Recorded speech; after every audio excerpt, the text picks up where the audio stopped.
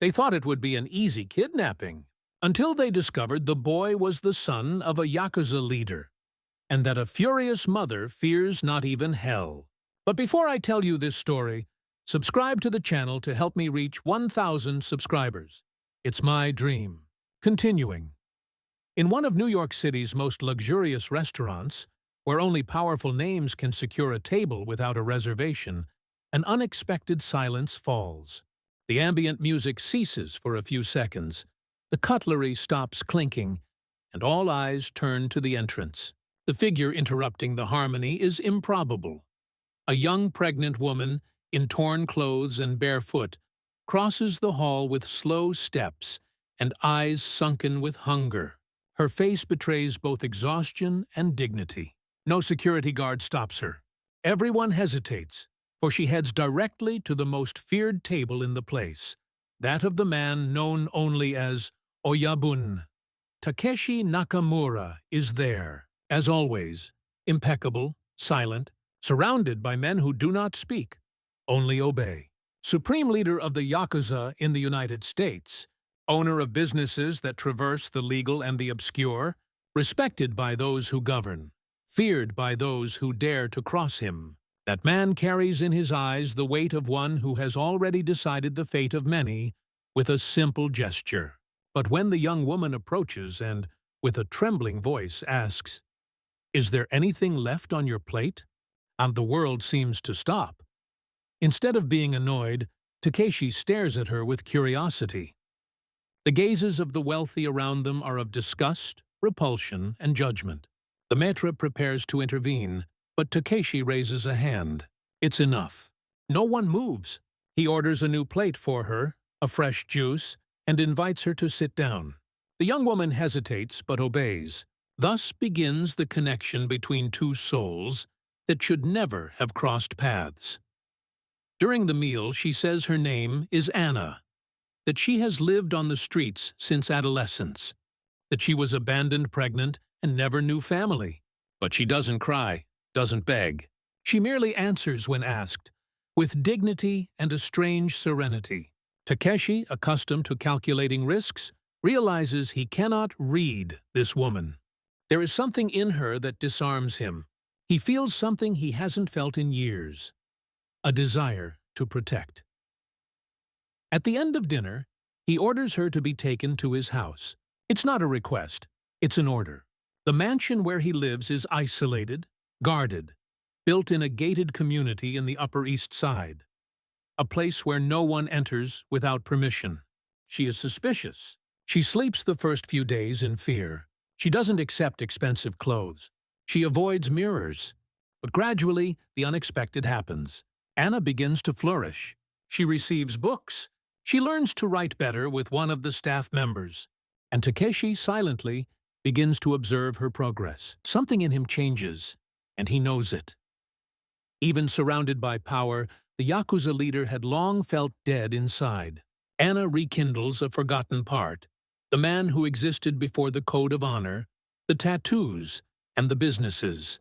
And seeing her smile, even with so much past pain, he feels a form of peace that neither profits nor conquered territories had ever given him.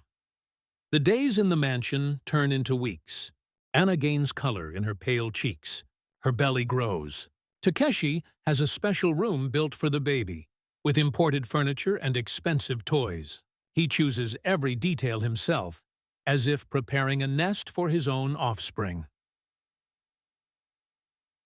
One Sunday afternoon, while having tea in the mansion's Japanese garden, Anna asks why he helped her. Takeshi remains silent for long seconds. His eyes, always watchful, gaze at the horizon. 21 years ago, I lost a daughter, he finally says, his voice almost a whisper. She was kidnapped. I never found her. Anna doesn't respond, but her look conveys understanding.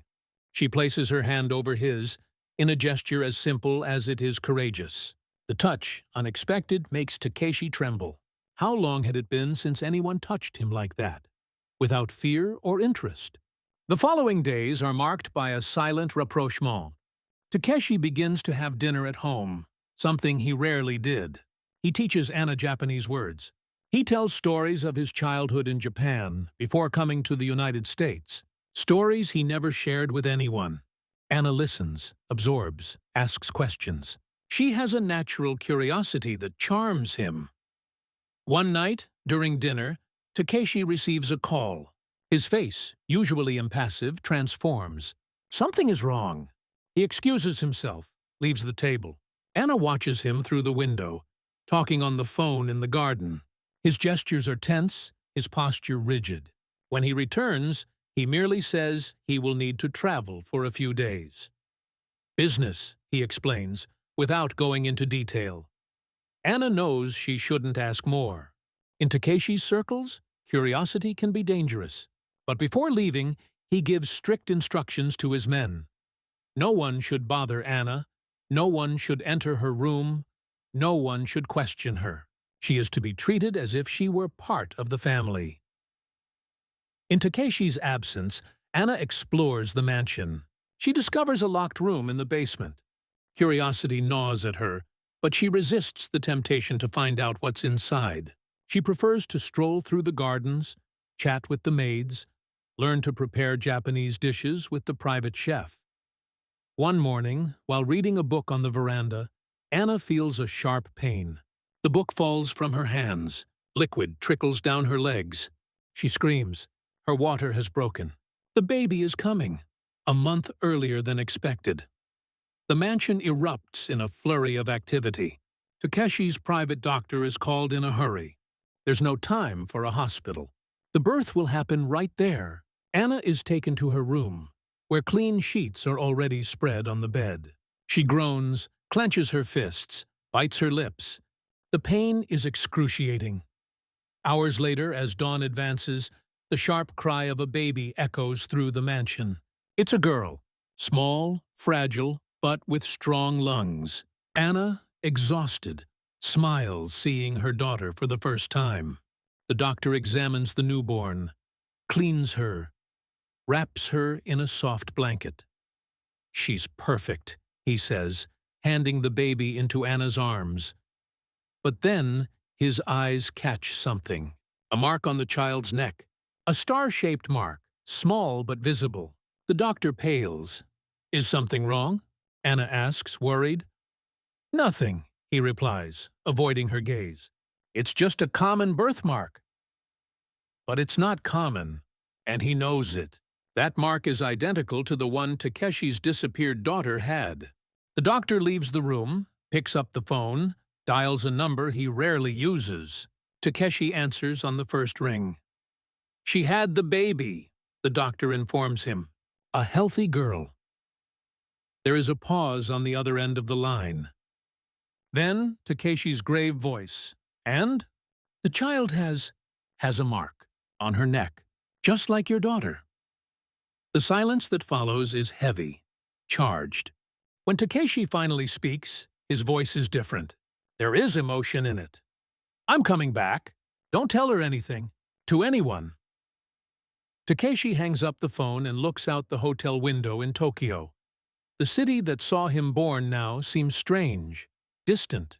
His thoughts are in New York City, with Anna, with the baby, with the absurd but not impossible possibility that Anna is his lost daughter. He cancels all appointments, catches the first available flight. During the long hours of travel, his mind works frantically. If Anna is truly his daughter, it would explain the immediate connection he felt, the instinct to protect her, the peace he found in her company. But it would also mean that the feeling he was beginning to nurture for her was forbidden, wrong, unthinkable. Upon arriving at the mansion, Takeshi goes directly to Anna's room. She is awake, breastfeeding the newborn. Seeing him, she smiles, a tired but genuine smile. He approaches, more hesitant than he has ever been in his life. It's a girl, Anna says proudly. Do you want to hold her? Takeshi nods, unable to speak. When he takes the baby in his arms, he feels a lump in his throat. The child is light as a feather, her face small and round, her eyes closed in deep sleep. And there, on her delicate neck, the star-shaped mark. She has a birthmark, Anna comments. The doctor said it's normal. Takeshi swallows hard. His hands tremble slightly. My daughter, the one I lost, had a mark like that. Anna's eyes widen.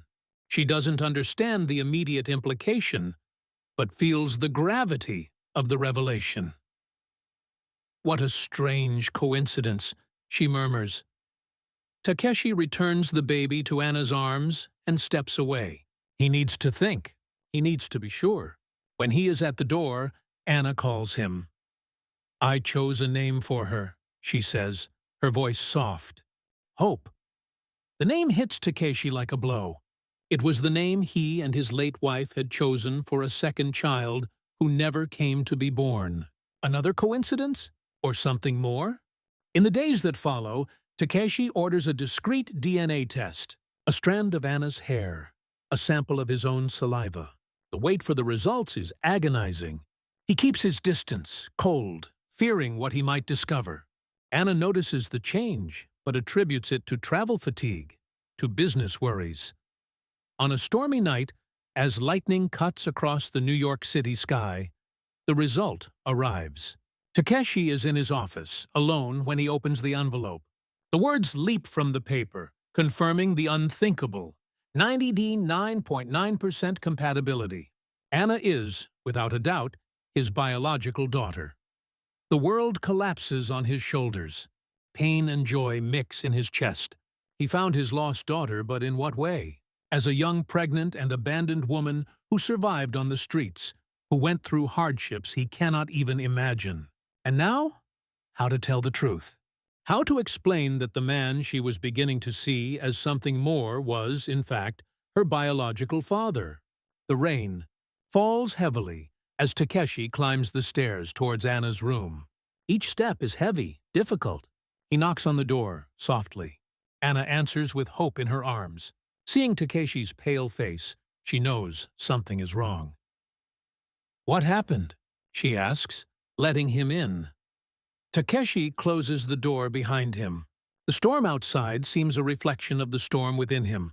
He looks at Anna, at the baby, at the new family he found so unexpectedly, and then, his voice choked with emotion, he begins to tell the truth that will forever change everyone's destiny. Anna, there's something I need to tell you. The rain continues to fall, washing the city, while inside that room, two souls discover they are bound by ties deeper and more complex than they could ever imagine. The revelation shatters the ground beneath them both. Anna, who knew nothing of her origin, collapses. Her legs give way, and if not for Takeshi holding her firmly, she would have fallen. Hope, sensing her mother's agitation, begins to cry. The sharp sound echoes through the room, amplifying the tension of that impossible moment. It can't be true, Anna stammers, her tear-filled eyes fixed on the DNA test Takeshi brought with him. I can't be. It is true, Takeshi replies, his voice softer than it has ever been. I did 3 different tests. There's no doubt. Anna pulls away from him as if his touch burned her. She walks to the crib, gently places Hope down, calms her with an improvised lullaby. Her hands tremble, but her voice remains steady. When the baby calms, Anna turns to Takeshi, who remains motionless in the center of the room. How did this happen? How did I end up on the street? Why did you never find me? Takeshi sighs deeply. These are questions he himself has been asking since he saw the test results. 21 years ago, you were kidnapped from our garden. You were only 2 years old. Your mother had gone out with you. She was playing on the grass. She went inside to get something from the kitchen. When she came back, you had disappeared. The words come out heavy, laden with decades of suppressed pain. We turned the city upside down. I used all my contacts, all my power. Nothing. You had simply evaporated. Your mother never recovered. She fell ill with grief. She passed away 5 years later. Anna puts her hands to her face, trying to process that story that seems straight out of a nightmare. Or was it a dream? To discover that her biological father is Takeshi Nakamura, the powerful Yakuza leader in the United States, the man who took her in when no one else looked at her. Why would someone kidnap me? For money? Takeshi lowers his eyes, shame visible on his face. There was never a ransom demand. We believe it was revenge. At that time I was at war with rival factions. Many had reasons to hurt me. Anna walks to the window. The storm has subsided, but it is still raining. Drops run down the glass like the tears she refuses to shed. And now, what happens to us? The question hangs in the air, heavy with meaning. Takeshi understands all the layers contained within it. What happens to the feeling that was beginning to blossom between them, now impossible, forbidden? What happens to Hope, his biological granddaughter? What happens to the future that, for a brief moment, they both imagined sharing? "You are my daughter," he finally answers. "Nothing will change that. This house is yours. My protection is yours. But we need time to process all of this." Anna nods without looking at him. Takeshi understands it's time to leave. At the door, he hesitates, turns one last time. "I'm sorry, Anna, for not protecting you better, for all those years we lost." When he leaves, Anna collapses to the floor, hugging her own knees. The pain is physical, as if something inside her is being torn out. Fate played a cruel trick, finding a father when she was looking for a companion. The days that follow are marked by painful adaptation. Takeshi immerses himself in work, spending days away from the mansion, returning only late at night. Anna dedicates herself entirely to Hope, finding in motherhood a refuge from the whirlwind of emotions consuming her. One particularly sunny morning, as Anna strolls with Hope through the mansion gardens, an unexpected visitor arrives. An elderly woman, fragile in appearance but with an intense gaze, steps out of a simple car. She identifies herself as Margaret, Anna's former nanny. Takeshi is not there, but his men, following strict orders never to leave Anna alone, allow the woman to enter after searching her. The encounter between the two is charged with emotion. Margaret cries upon seeing Anna as an adult, the living image of her mother. She tells stories of little Anna, how smart, curious she was, how she loved flowers. Anna absorbs every word, every crumb of the past that was stolen from her. "How did you know I was here?" Anna finally asks. Margaret hesitates, a look of guilt crossing her wrinkled face. "I always knew where you were," she confesses, her voice trembling. "It was I who took you from here." The shock freezes Anna. Hope, in her arms, stirs restlessly, as if sensing her mother's sudden tension. "What?" "It was a terrible mistake," Margaret continues, tears streaming down her face. "I didn't plan to, but that afternoon I discovered your father had ordered my son arrested. He had gotten involved with drugs, owed money. Takeshi would punish him severely." The old woman sobs, the weight of the confession crushing her. "I was blinded by rage. I wanted to make Takeshi feel the same pain I would feel. So, I took you. It was a moment of madness.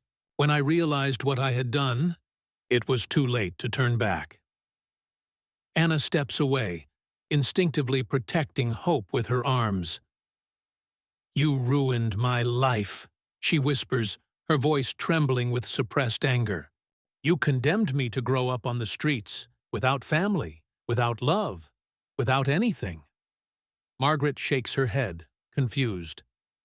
"No, no. I raised you as my daughter for years. I loved you as if you were mine. Until what? Until I fell gravely ill 7 years ago. I was hospitalized. When I returned, you had run away. I searched everywhere, but you had disappeared." Anna feels the world spin. Flashes of memory begin to emerge. A simple house, a kind old woman she called mother. Then the hospital, the loneliness. the decision to run away. How could she have forgotten all that? The trauma, explains the psychologist Takeshi hires after Anna, in shock, tells her about Margaret's visit. It's common for victims of traumatic events to block certain memories. Running away, life on the streets, all of this may have caused Anna to suppress memories of her childhood with Margaret. The woman who kidnapped Anna is arrested. But before being taken away, she issues a final threat. You don't know the whole truth. Those words torment Takeshi. What other truth is still hidden?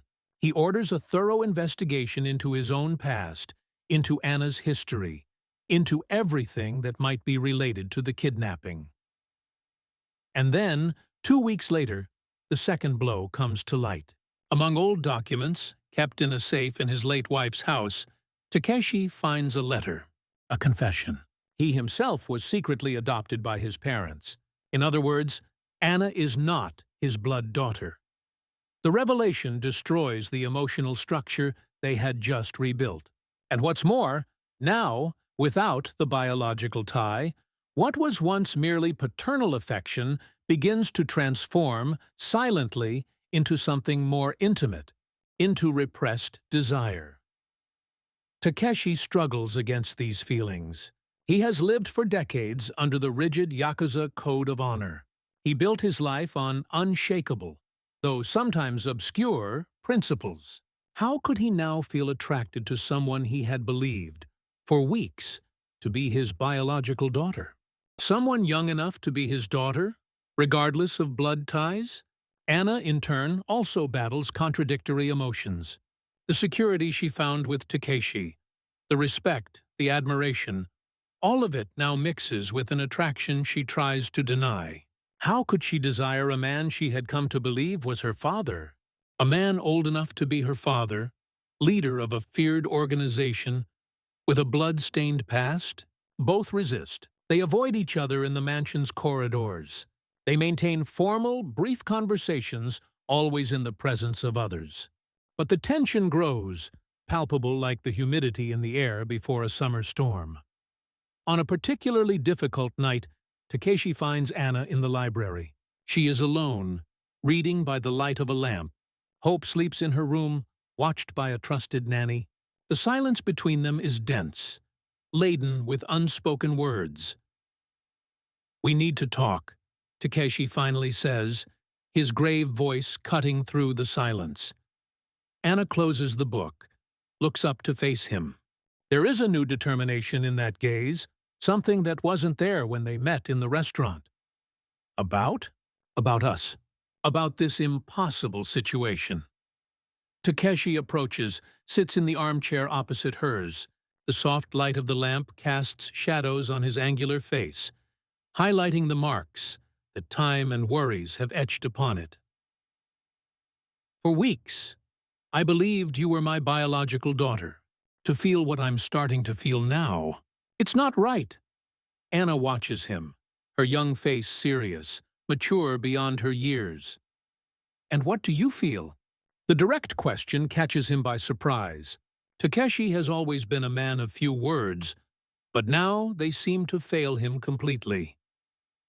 "I admire your strength," he finally says, "your dignity, even in the worst circumstances, the way you care for Hope, the person you've become, despite everything life has taken from you." Anna continues to stare at him, waiting. She knows there is more. Takeshi sighs. "And yes, I am attracted to you, in a way I've never felt for anyone before. Not even for your mother. I mean, for my late wife." The confession hangs between them, heavy with possibilities and dangers. Anna lowers her gaze, observes her own hands. Young hands, but ones that have known so much work, so much struggle. "I also feel something for you," she admits, her voice low but firm. "Something that started as gratitude, then respect. And now I don't know what it is anymore." Takeshi stands abruptly, walks to the window. The full moon illuminates the mansion gardens, creating mysterious shadows among the trees and bushes. We cannot act based on these feelings, he says, his back to her. It would be wrong. To the outside world, you are still my daughter. That's how I introduced you to everyone. And even if we're not linked by blood, there's the question of age, of my past, of my present. Anna also stands, approaches him. She doesn't touch him, maintaining a respectful distance. So what do you suggest? That I leave? That we pretend none of this happened? The idea of Anna leaving the mansion, disappearing from his life again, causes Takeshi physical pain. He turns, faces her. No, I never want to lose sight of you again. Their gazes meet, intense, charged with contained emotions. Then what? Anna insists. Takeshi reflects for a moment. An idea emerges, a way to test what they truly feel, to understand if what is between them is merely the extraordinary circumstance in which they met or something deeper, more lasting. A proposal, he finally says. To prove that the feeling is not just confusion, gratitude, or interest, I suggest a test. You will live for 3 months as any employee of one of my legitimate companies, without privileges, without my name, without my direct protection. If, at the end of this period, you still wish to be by my side, I will give myself completely. Anna considers the proposal. It's a chance to prove, to herself and to him, that her feelings are genuine, that she is not with him for security or comfort, that what she feels transcends the bizarre circumstances that united them. I accept, she replies, without hesitation. But with one condition. Hope stays with me. I will not be separated from her. Takeshi nods. He expected no less from Anna. It is one of the qualities he admires most in her fierce determination as a mother. Of course, we will find a safe place for both of you, an apartment near the company, and there will always be someone watching from a distance to ensure both your safety. The agreement is sealed. The next morning, Anna begins preparations for her new temporary life. Takeshi arranges a job for her as an administrative assistant in one of his import companies. A simple position, but one that will allow her to learn, grow, develop skills.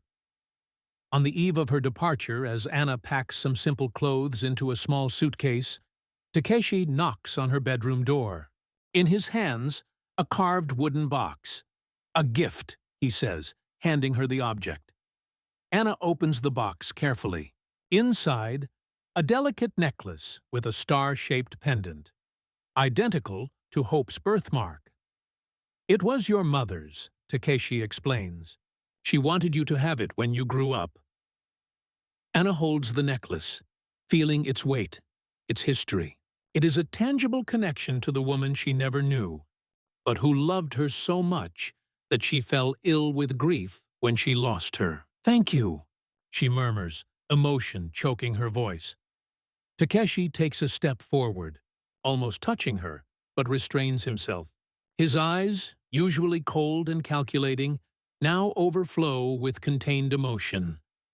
These 3 months will be the longest of my life, he confesses, but they are necessary for both of us. Anna nods, understanding.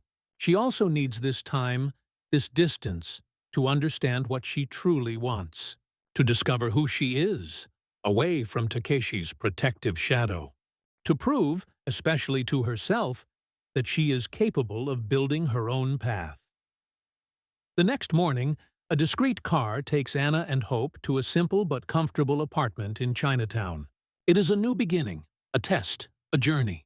And as the car pulls away from the mansion, Anna looks in the rearview mirror, watching Takeshi's imposing figure shrink until it disappears completely. The first week in her new job is a challenge. Anna has never worked in a corporate environment before. There are rules, procedures, hierarchies. Her immediate supervisor, Christine, is demanding and not at all friendly. Colleagues watch her with curiosity, speculating about the young single mother who got the job without prior experience. But Anna is resilient. She learns quickly, works hard, doesn't complain about the simplest or most tedious tasks.